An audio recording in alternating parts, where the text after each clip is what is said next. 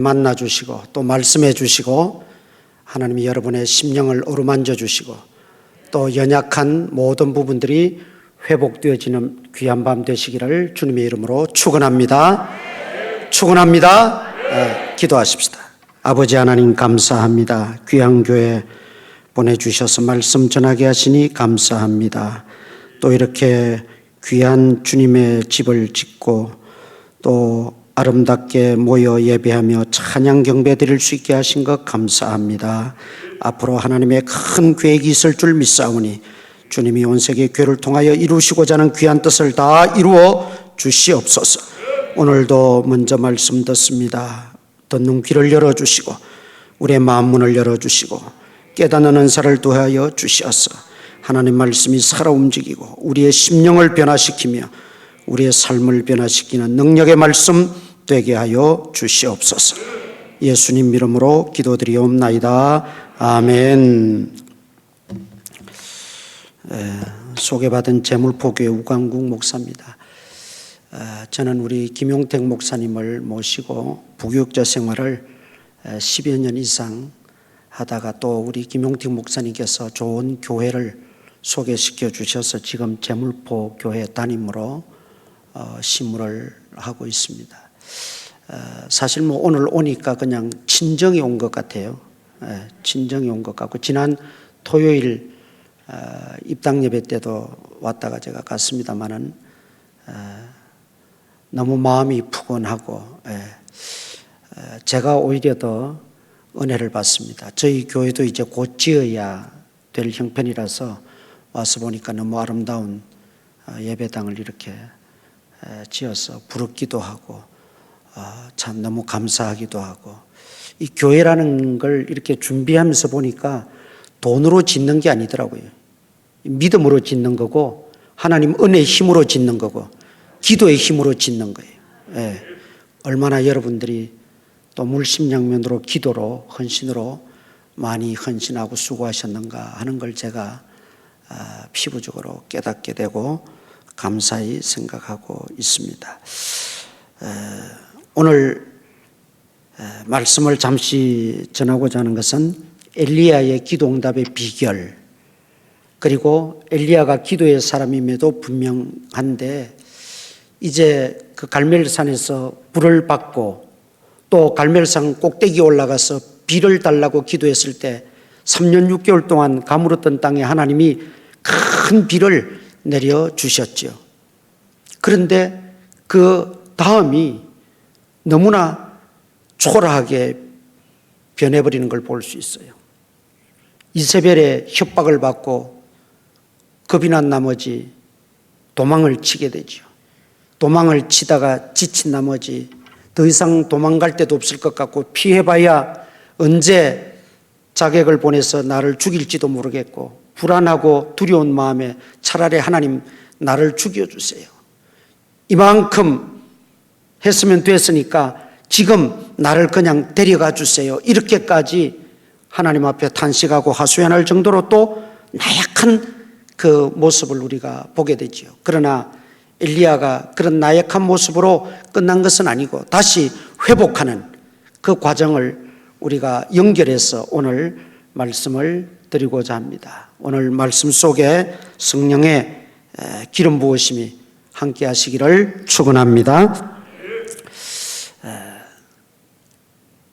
처녀 총각이 서로 만나서 연애를 했어요. 아주 옛날 이야기지요. 한참 이렇게 연애를 하다가 남자가 지방 전출이 돼서 지방으로 멀리 가게 됐어요. 옛날이다 보니까 매일 남자가 그 아가씨에게 전보를 한 통씩 보내는 거예요. 보고 싶다는 말을 적기도 하고 안부를 적기도 하고 또 사랑의 고백도 적어서 매일 한 통씩 전보를 보내니까 그 우체부는 매일 한 통씩 전보를 전해줘야 되잖아요. 그러다 보니까 1년이 지났어요. 그 아가씨가 결혼을 했어요. 그 우체부하고 결혼을 했더래요. 이게 만남이라는 게 그래서 중요한 거예요. 만난다는 게. 예배는 하나님을 만나는 길입니다. 기도는 하나님 만나는 통로예요. 예. 요즘 얼마나 힘듭니까? 신앙적으로도 많이 나태해져 버리기도 하고 게을러지기도 하고 또 침체되어져 있고 우리 일상생활에서도 정말 지치고 힘든 하루하루를 살아가고 있잖아요. 힘들고 어려울 때는 또 앞이 막힐 때는 기본으로 돌아가라라는 말이 있어요. 우리 신앙생활의 기본, 이 기도하는 일에 힘들수록 지칠수록 답답하고 막막할수록 기도의 줄을 놓지 않으면 하나님 반드시 만나 주실 줄 믿습니다. 하나님 만나면 문제는 해결돼요. 하나님 만나면 해결되는 거예요. 오늘 이 밤도 엘리야가 만났던 그 하나님, 엘리야가 체험했던 그 하나님을 우리도 만나고 체험할 수 있기를 축원합니다. 엘리야가 활동하던 그 당시에는 남북 유다 이스라엘을 합해서 39명의 왕이 있었는데 그 중에 가장 악한 왕 아합 왕이었어요. 아합 왕은 개인적으로는 정치력도 있고 외교력도 있고 나름대로 나라를 잘 다스렸어요. 그런데 그 부인을 왕후를 이세벨을 데리고 오면서 그가 바알신을 끌고 이스라엘에 와서 유일신 하나님 섬기는 종교와 혼탁 종교를 만들어버리고 바알 선지자, 아세라 선지자 850명을 양성해서 그들을 후원하면서 온 이스라엘에 이 우상 종교를 퍼뜨리게 만들어버린 거예요. 그리고 하나님을 섬기는 백성들은 다 휩쓸려서 우상을 섬기게 되었죠. 하나님 보실 때 얼마나 답답하고 안타까우시겠어요.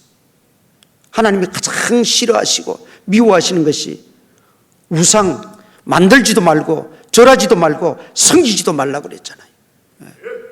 그런데 그 짓을 하고 있으니 하나님 보시기에도 한탄이 나왔을 거고 하나님의 선지자 엘리야가 볼 때도 답답했죠. 그래서 대기를 신청하는 거예요. 갈멜산에서 대기를 신청하잖아요. 장황한 이야기는 여러분 너무나 잘 아시니까 다 생략하고 거기서 엘리야가 승리하죠. 850대 1 대결에서 엘리야가 승리하게 됩니다. 그 승리는 기도의 승리입니다. 기도의 승리예요.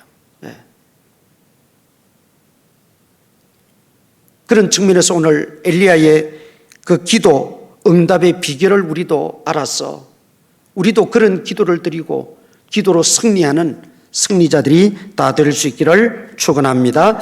자, 우리 30절 보십시다. 30절 엘리야가 모든 백성을 향하여 이르되 내게로 가까이 오라. 백성이 다 그에게 가까이 가매 그가 무너진 여호와의 제단을 수축하되 하나님 앞에 기도하기 전에 응답을 기다리기 전에 무너진 여호와의 단을 수축했다. 그 당시 돌로 만든 제단이에요. 그런데 바알신이 들어오면서 이세벨이 들어오면서 그 제단이 다 관리가 부실하고 다 무너져 있었어요. 하나님 앞에 제단을 쌓지 않으니까 모두가 무관심하고 그 제단에 대해서 전혀 누구 하나 손을 쓰지 않았어요. 그런데 오늘 본문에 보면 기도하기 전에 응답을 기다리기 전에 먼저 무너진 여호와의 제단을 수축했다. 여러분 이게 필요합니다. 우리는 우리의 간절한 내용들을 하나님 앞에 아뢰입니다. 때로는 밤을 새워가면서 금식하면서 때로는 통곡하면서 하나님 앞에 부르짖고 기도해요. 그리고 응답을 기다립니다. 그런데 그 이전에 먼저 돌아봐야 될 게 있어요. 무너진 제단이 없는가. 이 무너진 제단, 이것은 바로 우리 신앙생활에 있어서 내 예배의 제단이 무너지지 않았는가 살펴봐야 돼요. 목사님, 내가 우리 애들을 위해서 그렇게 눈물로 기도하고 밤새워 기도하고 그렇게 간절히 부르짖는데도 왜 하나님은 저의 기도를 들어주시지 않을까요? 왜 아이들이 저렇게 아직 돌아오지 못하고 왜 저렇게 아이들이 저렇게 지내야 될까요? 답답해서 호소하는 분들이 계세요. 그럴 때 여러분 조용히 돌아봐야 돼요. 기도하는 나 자신에게 있어서 무너진 제단은 없는지, 내 자녀들, 기도의 대상인 그 내 자녀들에게 있어서 무너진 제단은 없는지, 무너진 제단이 있다면 먼저 그것을 수축하고 기도해야 돼요. 아이들의 또는 나의, 우리 가정의 예배의 제단이 무너졌다면 그 예배의 제단을 먼저 수축해야 돼요. 회복해야 돼요. 예배를 회복해야 돼요. 감사가 사라지고 감사의 제단이 무너졌다면 다시 범사의 감사함이 회복되어져야 돼요. 네. 기도의 제단이 무너졌다면 그 기도의 제단을 먼저 수축하고 회복하고 하나님 앞에 기도해야 된다. 특별히 아까도 말씀드렸지만 어려울수록, 힘들수록, 답답할수록, 막히고 일이 안 될수록 기본으로 돌아가라. 여러분, 우리 신앙생활에 있어서 가장 기본이 뭐겠어요? 예배생활입니다. 예배생활. 이 예배생활이 무너져버리면 다 무너지는 거예요. 그래서 특별히 오늘 우리가 점검해 보아야 될, 우리가 살펴보아야 될, 아니 나만 아니라 우리의 자녀들까지도, 우리의 식구들까지도, 또 우리 주변에 관심을 가져야 될 분들의 그 모든 분들까지도 정말 그들의 예배 제단이 튼튼한가 아니면 무너져 있는가. 예배의 제단, 하나님께서 우리를 부르실 때 예배자로 다 부르신 겁니다. 이사야 선지자를 통해서 내가 너희를 지은 까닭은 너희의 그 찬송을 받기 위함이라 그랬어요. 그 찬송은 우리가 입술로 부르는 찬양이기도 하지만 하나님이 우리를 통해서 영광을 받으시고 찬양을 받으시고 경배를 받으시고 예배를 받으시기 위함이라는 거죠. 그렇기 때문에 우리는 예배자로 부름을 받았어요. 먼저 예배자로 부름을 받고 하나님 우리에게 일을 맡기십니다. 사명을 주십니다. 헌신하게 하십니다. 그런데 그 가장 기본적이고 가장 중요한 그 예배자 의식이 없다면 우리의 부르짖음도 우리의 간구도 허공을 치는 것과 다를 바가 없다는 거죠. 그래서 정말 우리가 기도해야 될 것은, 우리가 붙잡아야 될 것은 하나님 앞에서 내가 예배자로 바로 서 있는가, 하나님의 그 부르심에 합당하게 내가 예배자로 세워져 있는가, 예배자로 하나님께 영광을 돌리고 있는가, 그걸 우리가 살펴봐야 됩니다. 그리고 예배가 무너졌다면, 예배에 소홀했다면 이제 그 예배 제단을 수축해야 돼요. 코로나 시대가 되면서 모여서 드리는 예배가 점점 무너져가고 있어요. 뭐 이유는 수백 가지 될 수 있겠지요. 그러나 그런 것들이 다 이유거리가 된다면 예배드릴 사람은 없어요. 과연 주님께서도 그러한 이유로 예배를 게을리하고 나태하겠는가? 우리가 한번 깊이 생각해 봐야 돼요. 그래서 무너진 제단을, 여호와의 제단을 수축하고 엘리야는 기도했다는 거죠. 내게 감사의 제단이 무너졌다면 그것마저도 빨리 회복하고 수축해야 돼요. 오늘 이 밤에 성령께서 여러분의 눈을 열어주시고 여러분에게 지혜를 주시고 은혜를 베푸셔서 내게 무너진 제단이 무언가를 깨달을 수 있기를 바랍니다. 그리고 그것을 수축해야 돼요. 그것을 수축하기 위해서 우리는 몸부림치고 기도해야 되고, 다른 것 먼저 내가 요구하는, 내가 바라는, 내가 계획하는 그런 것들을 먼저 구하기 전에 하나님은 우리 자신들이 하나님 앞에 바로 선자가 되기를 원하시는 겁니다.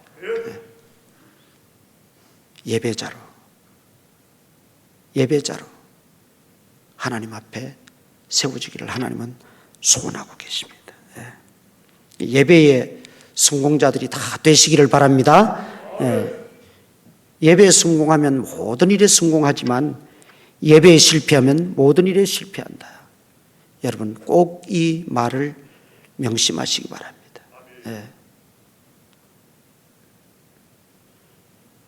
일찍이 남편을 여의고 새 아이를 기르는 여집사님이 계셨어요. 이 집사님은 시장에서 리어카 위에다가 과일을 떼와서 과일을 이렇게 팔아서 하루하루 먹고 살고 아이들을 양육을 하는, 혼자 그냥 가장 역할, 부모 역할을 다 해가는 어려운 삶을 살아가는 집사님이셨어요. 하루하루가 시간이 아깝고 하루하루가 물건을 팔아야만 먹고 살 수 있는 그런 형편이었지만 주일만 되면 아침에 일찍 아이들을 씻겨서 집에서 가장 예쁜 옷을 입혀서 아이들을 교회에 내보냅니다. 그리고 아주 깨끗한 돈을 헌금으로 준비했다가 아이들 손에 쥐어줍니다. 그리고 자신이 교회에 올 때까지 예배를 마치고도 꼼짝 말고 교회에 기다리라고 그럽니다. 그럼 자신도 어른 예배에 또 참석을 합니다. 그리고 아이들을 데리고 돌아갑니다. 아이들은 아이들 예배를 드리고 엄마 때문에 마지못해 엄마 곁에서 어른 예배도 같이 드렸습니다.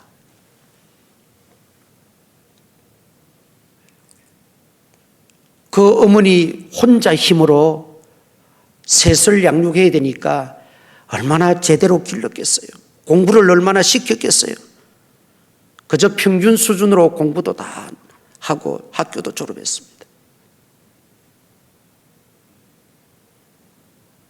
그런데 이 세 아이가 점점 이제 자라면서 배우자 문제가 걱정이 되는 거예요. 어머니는 이 세 아이의 배우자를 위해서 그때부터 기도하기 시작했습니다.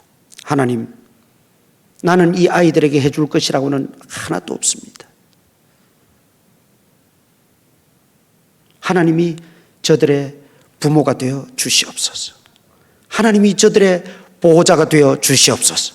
하나님이 저들의 스승이 되어 주시옵소서. 하나님이 저들의 지도자가 되어 주시고 안내자가 되어 주시옵소서.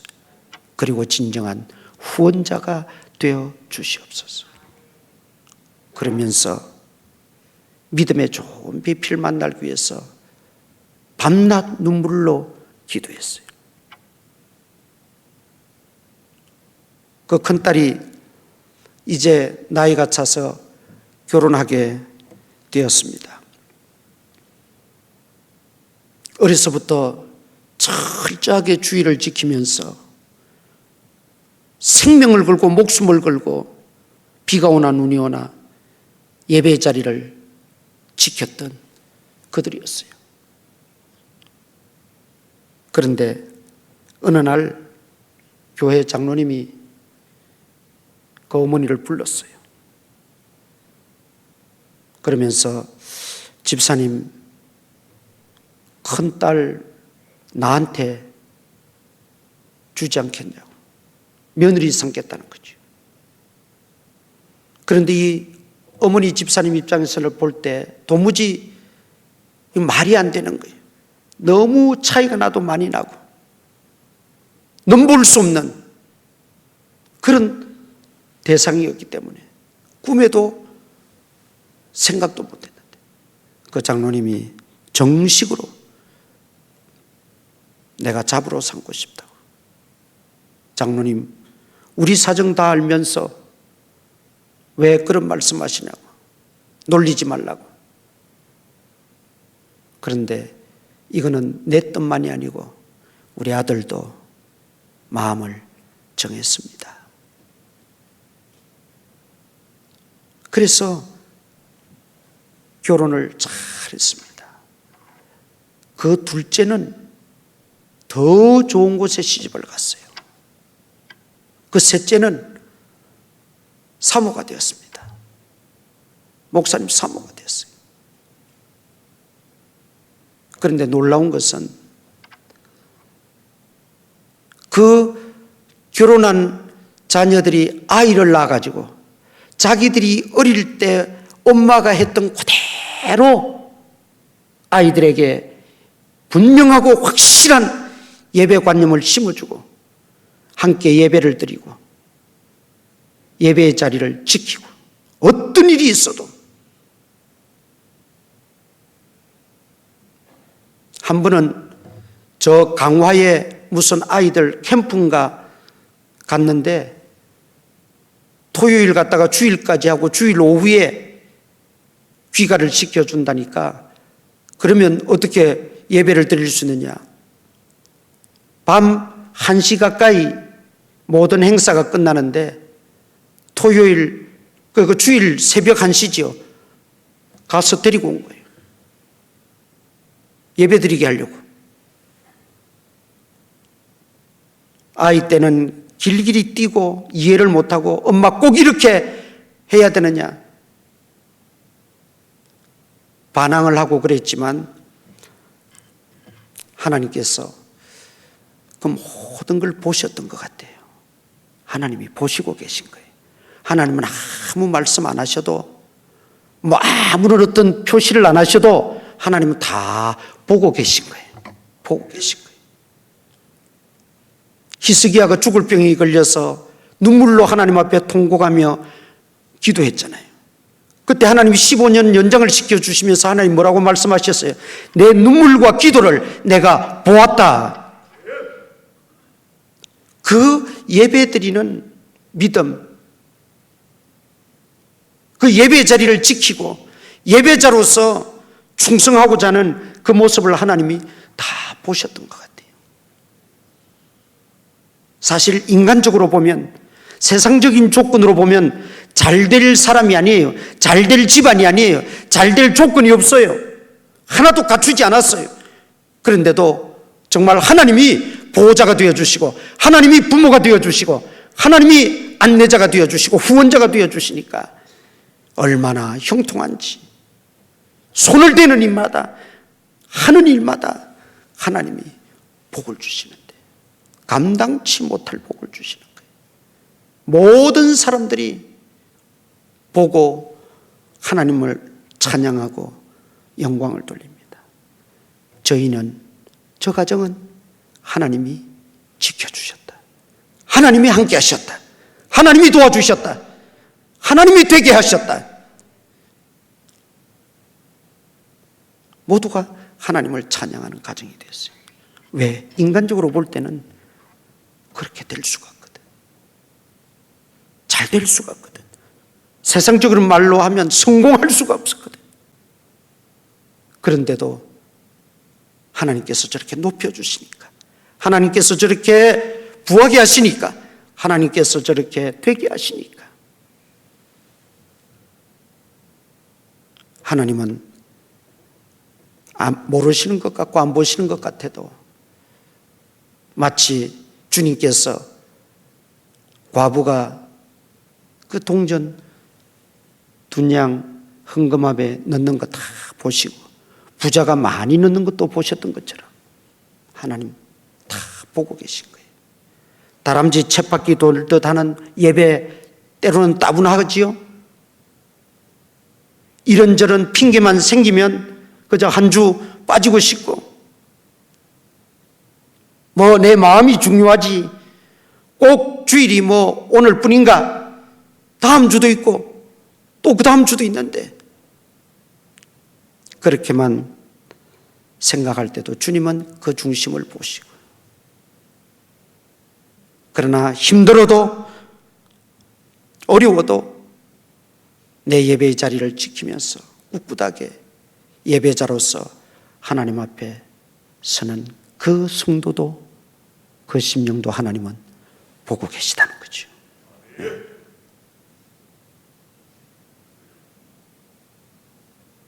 그 예배의 자리를 꼭 사수하시기 바랍니다. 꼭 지키시기 바랍니다. 핑계를 대려면 한도 끝도 없다니까요. 그러나 우리가 주님 전에 나와서 함께 예배 드린다고 하는 것은 내가 정말 하나님을 인정하는 그 행위예요. 최소한의 행위예요.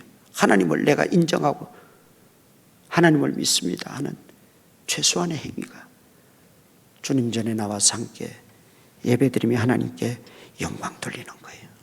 그래서 다른 무너진 제단도 우리가 수축해야 되겠지만 오늘 제가 하나 꼭 여러분이 기억해야 될 것, 가슴에 새기고 꼭 실천해야 될 것.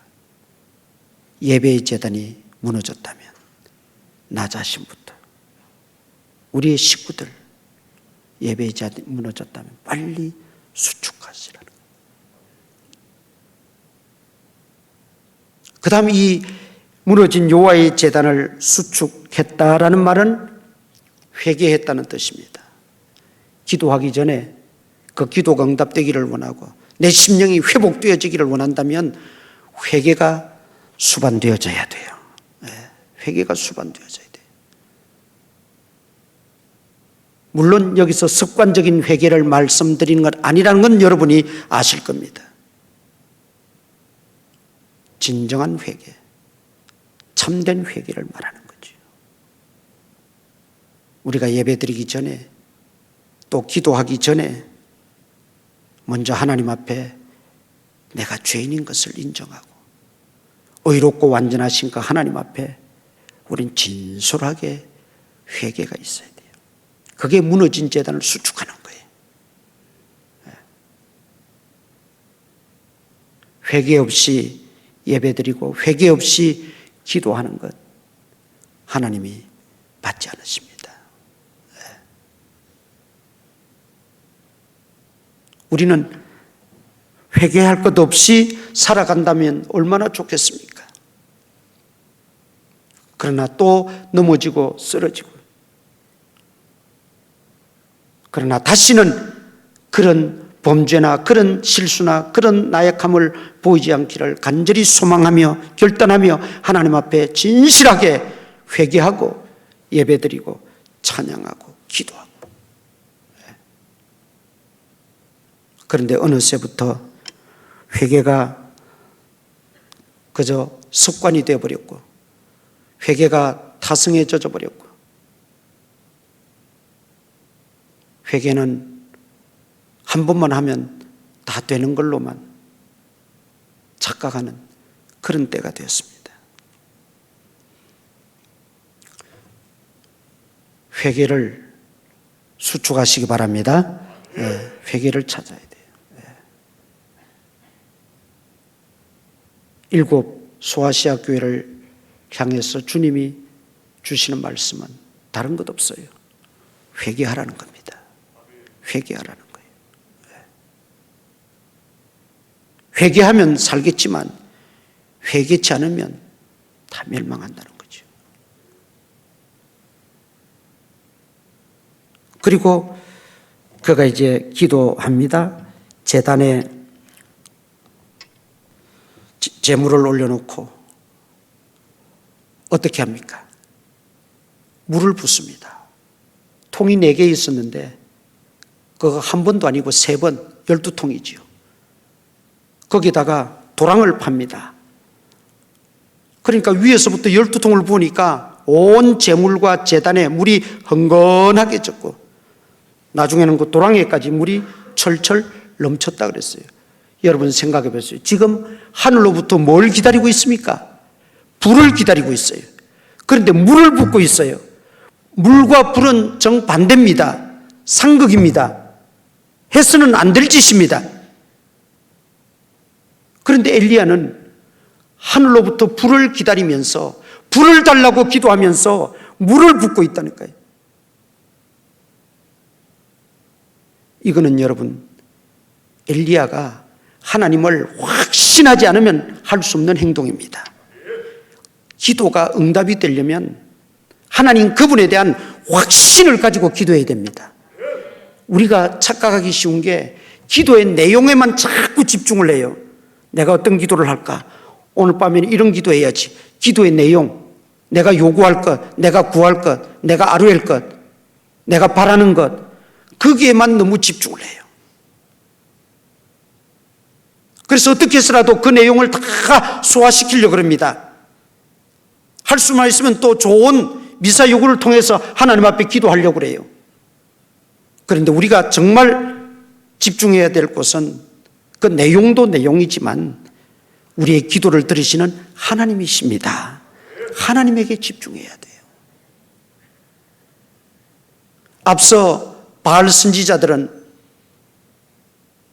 기도해도 소용없는 그 대상 우상에게, 마귀에게 아무리 부르짖고 자해하면서까지 외쳤지만 다 의미가 없어요.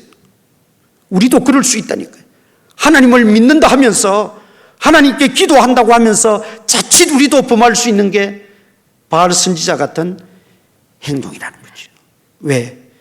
하나님 그분에 대한 믿음이 없어요. 하나님 그분에 대한 신뢰가 없어요. 하나님 그분에 대한 순종이 없어요. 하나님 그분에 대한 확신이 없어요. 그리고 아무리 좋은 내용, 풍성한 내용을 가지고 와서 구한들 그 기도가 상달이 되겠냐 말이죠. 우리의 기도가 응답되기 위해서는 하나님 그분에 대해서 초집중하고 그분에 대해서 확신을 가져야 돼요. 어떤 분이십니까? 하나님은 창조주 하나님이십니다. 무에서 유를 창조하신 하나님이세요. 있는 것 있게도 하시고 없게도 하시고 죽이기도 하시고 살리기도 하시고 높이기도 하시고 낮추기도 하시고 부하게도 하시고 가난하게도 하시고 모든 인간의 생사화복과 모든 만물의 주권을 홀로 쥐고 계시는 그 창조주 하나님, 전능하신 하나님으로 믿으시기를 축원합니다. 이 믿음이 없이는 우리의 간구는 다 의미가 없는 거예요. 그래서 실컷 기도해 놓고는 오늘 내가 기도한 것 응답이 되겠지?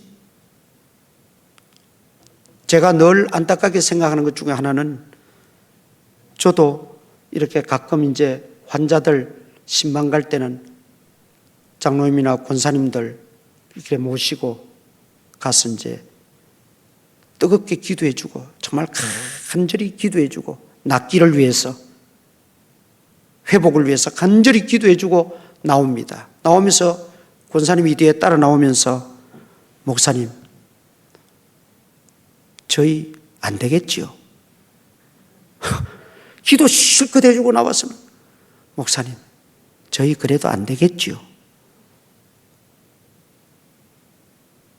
우리가 얼마든지 그럴 수 있다는 거죠. 왜 그러냐? 하나님께 집중이 안 되고 내용에만 붙들려 있으니까 하나님에 대한 확신이 없이 내용만 붙들고 기도하니까 그 내용 봐서는 저 양반 의사가 죽을 양반이라고 했는데 이미 사형 선고 받았는데 그렇게 실컷 간절히 기도해 놓고 나오면서는 목사님 그래도 저희 안 되겠지요? 그럴 수밖에 없는 거예요. 그런 말을 할 수밖에 없는 거예요. 하나님에 대한 분명한 신뢰가 먼저 전제되어져야 됩니다. 그래야 그 기도가 하나님 앞에 상달하고 응답되어진다는 거죠. 예. 얼마나 여러분 하나님께 집중하고 하나님에 대한 믿음이 얼마나 되십니까? 우리의 기도가 너무나 습관적으로 타성에 젖어서 드릴 때가 너무 많아요. 그리고는 하나님이 내 기도 들어주시지 않는다는 거예요. 하나님이 나를 외면하신다는 거예요. 하나님은 살아계시지 않는 것 같다는 거예요. 성경이 다 거짓말이라는 거예요. 과연 그렇습니까? 과연 하나님이 살아계시지 않습니까? 성경이 거짓입니까? 기도가 소용이 없단 말입니까?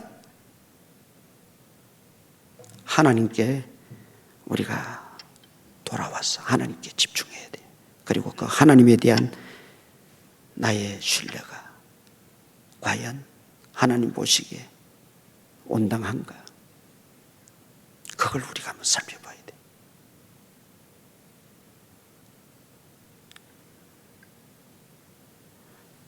물을 철철 넘치게 붓는다는 것은 하나님이 능치 못함이 없으시니까, 하나님은 창조주시오 전능자이시니까 아무리 물을 갖다 부어서 강이 된다 할지라도 하나님이 불을 내리시고자만 하신다면 내리신다는 거예요. 불이 내려와서 그 물을 다 핥아버리고도 다 말려버리고도 남는다는 것을 엘리야는 믿었다는 거죠. 네. 물론 이런 믿음이 어느 날 갑자기 생겨지는 건 아니겠죠. 그러면 뭐 우리가 다 그냥 천사 같고 우리가 다 능력자가 되는 거죠. 이렇게 되기까지는 끊임없이 자기와의 싸움에서, 영적인 싸움에서 오늘도 엎드리고 내일도 엎드리고 하나님만을 신뢰하고 하나님의 그 약속만을 믿고 우리가 하나님 앞에 중단 없이 기도하는 그 훈련이, 그 여정이 반드시 필요합니다. 네. 기도의 분량이 채워져야 된다는 말이 있어요. 하나님은 때때로 우리가 한 번 딱 기도해도 응답해 주시고 다 이루어 주실 때도 있지만 대부분은 그렇지 않아요. 기도의 분량이 채워지기를 기다리시는 거예요. 네. 우리가 바라기는 엘리야처럼 한 번 기도하면 그냥 하늘에서 불이 내려오고 한 번 기도하면 병자들이 그냥 낫고 문제가 해결되고 그걸 원할지 모르지만 하나님은 우리의 기도의 분량이 채워져서 우리가 하나님의 성품을 닮아가기를 원하시는 거예요. 왜냐하면 하나님은 우리를 필요로 하고 우리가 중요하지, 내가 중요하지, 문제 또는 앞에 가로막힌 장벽들, 넘어야 될 산, 여러분 이거는 하나님께서 한 번 손대시면 끝나는 거예요. 네. 내가 볼 때 그게 높은 산이고 넘지 못할 산 같고 장벽 같지만 하나님 보실 때는 그건 아무것도 아닌 거죠. 그러나 하나님이 원하시는 것은 나를 원하시는 거예요. 네가 나의 성품을 담기를 원한다. 네가 좀 더 온유해지기를 원한다. 네가 좀 더 겸손해지기를 원한다. 네가 좀 더 순종의 사람이 되기를 원한다. 그래서 더 기도하게 만드시는 거예요. 오늘도 내일도 하나님이 엎드릴 때마다 나를 어루만지시고 그래서 하나님의 사람으로 만들고 나서 하나님은 그때는 우리가 구하지 않아도 생각만 해도 하나님이 다 해결해 주시고 응답해 주십니다. 여러분, 이런 경험을 할 수 있어야 돼요. 생각만 해도 하나님이 다 미리 알아서 다 응답해 주시고 해결해 주신 거예요. 이게 기도의 묘미고 하나님과 나와의 관계에 있어서 의미예요. 그래서 중단 없이 기도하시기 바랍니다. 기도는 언제까지 한다고요? 응답될 때까지 한다. 기도는 응답될 때까지 하는 거예요. 엘리야의 이런 기도, 산꼭대기 올라가서 엘리야 기도할 때는 7번 종을 보내서 구름이 뜨는지 확인해보라. 비 오기를 기도하면서 7번. 왜 그때는 하나님이 한 번에 딱 비를 내려주시지 않았을까요? 7번을 계속 기도하고 또 보내고 기도하고 또 보내고. 그게 기도의 양면성을 우리에게 다 보여주시는 거예요. 하나님이 필요하시고 때를 따라서는 적극적으로도 응답하시고 해결해 주시지만, 그러나 대부분은 우리에게 오랫동안 기도하기를 원하신다는 거예요. 중단 없이 기도하기를 원하신다는 거예요. 응답될 때까지 기도하기를 원하신다는 거예요. 여러분, 그게 복입니다. 한 번 딱 기도했는데 응답되고 이루어지면 절대 하나님께 영광 안 돌립니다. 하나님이 하셨다고 안 그럽니다. 아이고, 어쩌다 보니까 그렇게 됐나 보네. 하나님께 영광을 돌리잖아요. 그러나 계속해서 중단 없이 오랫동안 기도해서 응답받게 되면 하나님께 영광을 돌리게 돼요. 하나님께 영광을 돌리지 않고 하나님의 영광을 내가 가로채버리면 그게 오히려 독이 됩니다. 화가 됩니다. 하나님 그걸 잘 아시니까 우리로 하여금 더 기도하게 하시는 거예요. 기도하게 하시는 거예요. 지금 기도의 응답이 없다고 낙심하지 마세요. 하나님의 그 시간표에 하나님은 가장 적절한 때에 하나님 확실하게 응답해 주실 것입니다. 낭망치 말고 기도해야 돼요. 응답될 때까지 기도하세요. 우리 시골 교회의 목사님이 딸 6의 아들이 하나예요. 그러면서 아들 없는 그 목사님들 오면 내가 아들 낳는 비결 가르쳐 줄까? 딸 6의 7째 아들인데 가르쳐 주세요. 어떻게 아들 얻었습니까? 그러면 나올 때까지 놓으면 된다. 나올 때까지 놓으면 된대. 그 말이 참 우스운 이야기 같은데 우리가 영적으로 적용을 해보면 기도는 응답될 때까지 하는 거죠. 그래서 믿음으로 구하고 믿음으로 기대하면서 믿음으로 기다리는 거예요. 그러면 하나님의 기적이 일어날 것입니다. 엘리야의 기도 응답의 비결은 바로 하나님을 믿고 끝까지 기도하는 거예요. 끝까지 기도하는 거예요. 마침내 7번째 손바닥만한 구름이 보입니다. 그 이야기를 듣고 엘리야는 기도 자리에서 벌떡 일어났어요. 큰 비가 올 것을 믿었으니까. 이렇게 우리가 기도 응답을 받기 위해서는 의심 없이 믿음을 가지고 살아계신 하나님, 전능하신 하나님 믿고 의지하고 기도하면 하나님께서 반드시 때가 되면 응답해 주십니다. 이루어 주십니다. 기도할 때 낙심될 때도 많죠. 스스로 죄책감에 빠질 때도 있죠. 이런 것들은 다 마귀가 가져다 주는 생각이에요. 기도하지 못하게 하려고, 기도를 중단시키려고. 그런데 넘어가지 마시고, 자, 주님만 바라보고 쉬지 말고 기도하시기 바랍니다.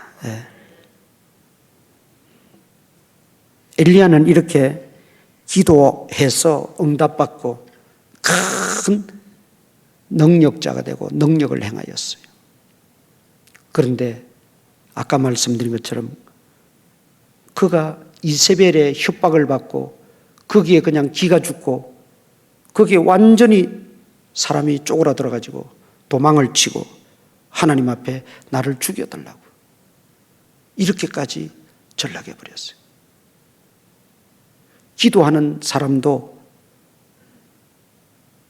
또 예배 잘 드리는 사람도 열심히 헌신하고 충성하는 성도도 이렇게 낙심하고 낙담할 때가 있어요.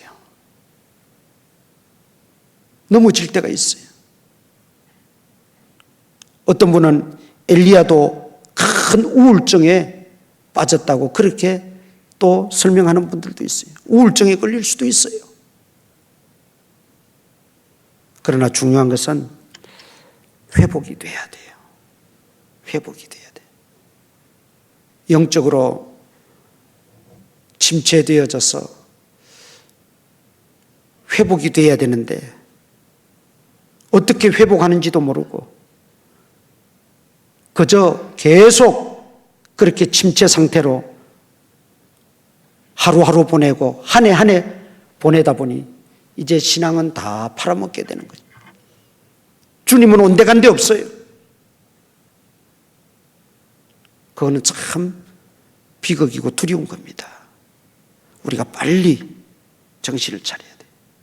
하나님은 힘을 내게 해서 기력을 차리게 해서 엘리야를 어디로 보내십니까? 호렙산으로 보내요. 호렙산. 호렙산은 모세가 십계명 율법을 받은 곳이죠. 또 나중에 사도 바울도 아라비아 광야에서 3년 동안 그가 하나님과 영적인 교통을 나눌 때 그 역시 호렙산에서 기도하고 수양을 쌓았던 이스라엘 사람들에게 있어서 이 호렙산은 영산이에요. 영적인 산. 그 호렙산에 보냈다는 것은 무슨 의미입니까? 하나님이 엘리야로 하여금 기도하게 하시는 거예요. 기도하게 하시는 거예요.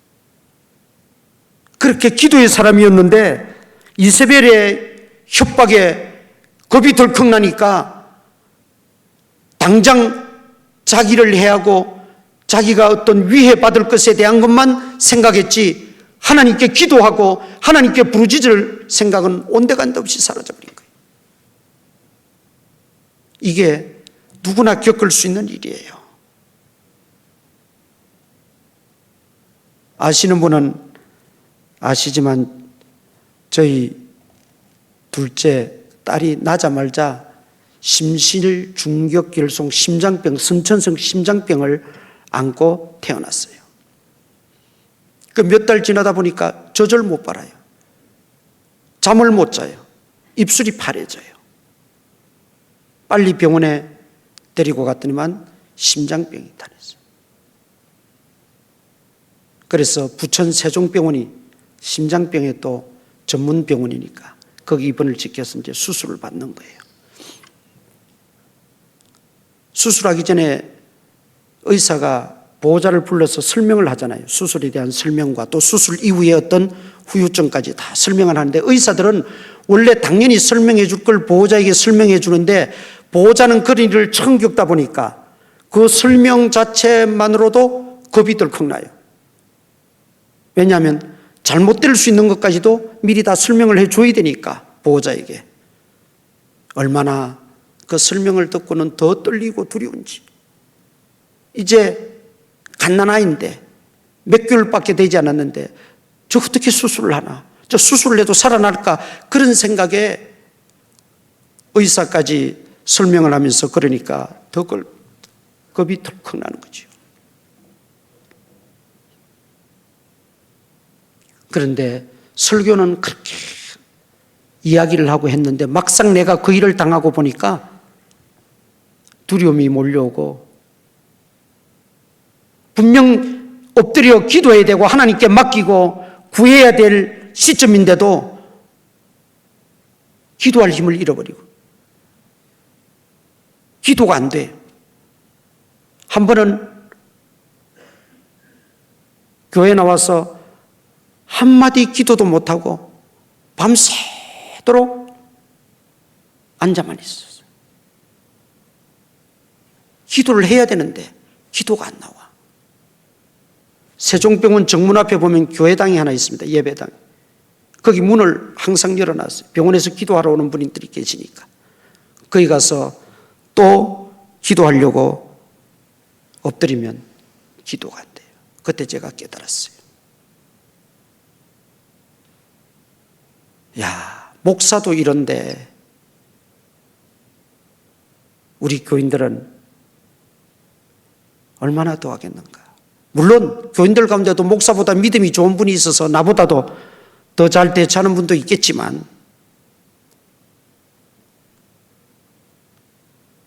그때 제가 깨달았던 것은 기도하고 기도해왔지만 이렇게 쉽게 낙심이 돼버리는구나. 첫째 그걸 깨달았어요. 그리고 기도할 수 없는 상황으로 몰아가는데 정신 차리지 않으면 그냥 빠져들겠더라고요. 아, 정신 차리고 그래도 기도해야 되겠구나. 정신을 바짝 차리고 새벽에도 저녁에도 기도하기 시작했어요. 기도가 잘 안 나오고 기도가 약할 때는요, 그냥 앉아 계시잖아요. 지금 의자가 등을 딱 이렇게 대고 있게 돼요. 그런데 진짜 기도가 다급하고 기도를 하기 시작하니까 등받이에서 등이 떨어지더라고.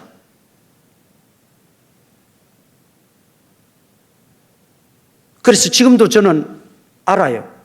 기도하는 그 자세를 보면, 아, 저분은 급하고 시급한 문제가 있구나. 등받이에서 떨어진다니까요. 급할수록. 그리고 기도를 중단하면 안 되겠다. 억지로라도 시간 나는 대로 하나님 앞에 나와서 기도했더니 두 가지 현상이 일어났어요. 아이에 대한 걱정이 평안으로 바뀌었어요. 기도하니까, 그런 가운데서도 끝까지 정신을 차리고 하나님께 맡기고 기도하니까 하나님이 감사하게도 평안을 주셨어요. 야, 네가 그렇게 걱정한다고 네가 의사냐? 네가 수술하냐? 네가 수술할 것 아니면 걱정해도 소용없어. 내게 맡겨. 그 평안을 주시니까 기도 줄이 잡히기 시작했어요. 여러분, 기도하실 때 정말 회복을 위해서 기도하시고 어떤 문제를 가지고 기도하실 때,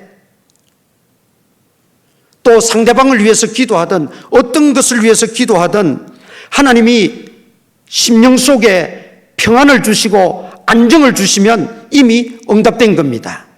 이미 응답된 거예요. 그런데 여전히 불안해, 여전히 걱정이 돼, 여전히 안달이 나, 더 기도해야 되는 거예요. 하나님, 내 마음에 평안을 주시옵소서. 그때 제가 그걸 깨닫고는 그 뒤로는 아이에 대해서는 한마디 기도가 나오지 않아요. 그것도 이상하잖아요. 수술해서 죽을지 살지, 수술해도 회복이 될지 않을지 모른다는 의사의 판단에 아이를 위해서는 기도가 안 나오고, 하나님, 내 마음에 이런 평안을 주시니 감사합니다. 감사합니다. 감사합니다와 회개와 감사만 계속 나오는 거예요.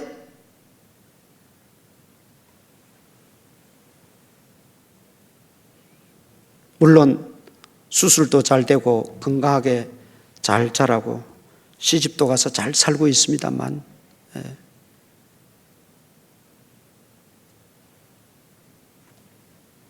낙심이 되더라도 기도를 쉬지 마시기 바랍니다. 정신 차리고, 그럴수록 정신 차리고 더 주의 전에 나와서 엎드리세요. 기도하세요. 어떤 강한 폭풍우가 있다 할지라도 내가 엎드리는 그 순간 내 머리 위로 다 지나갑니다.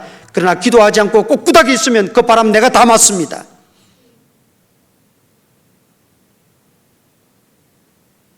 주님 앞에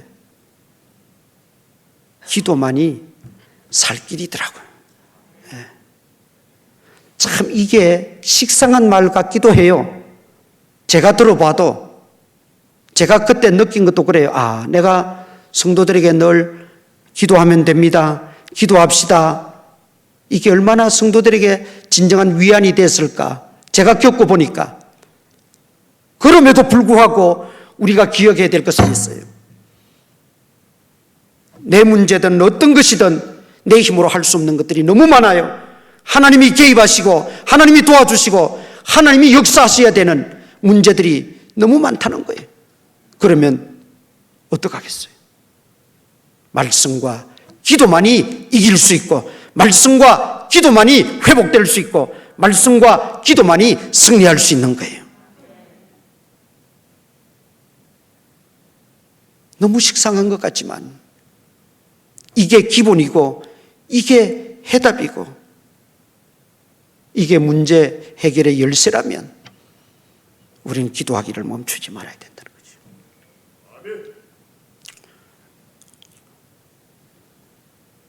우리는 개인적인, 가정적인, 사업적인 또는 여러 가지 내 육신의 어떤 질병적인 것들로 인해서 많이 침체되어 있습니다. 또 시대적으로 지금 여러 가지 상황으로 어려움을 겪고 지쳐 있습니다. 이럴 때 여러분 다시 한번 회복해야 되지 않겠습니까? 네? 더 이상 이렇게 우리가 침체되어서는 안 되죠. 예수님은 나를 위해서 울지 말고 너희와 너희 자녀를 위해서 울라 그랬어요. 지금 이 시대야말로 자녀를 위해서 눈물로 기도해야 될 때입니다. 네. 그 어느 때보다도 자녀들을 위해서 기도해야 될 때예요.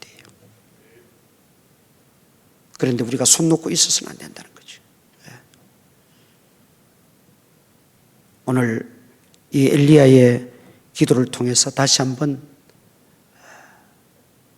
이 주님의 말씀이 여러분 기도 생활에 위로가 되고 힘이 되시기를 바랍니다.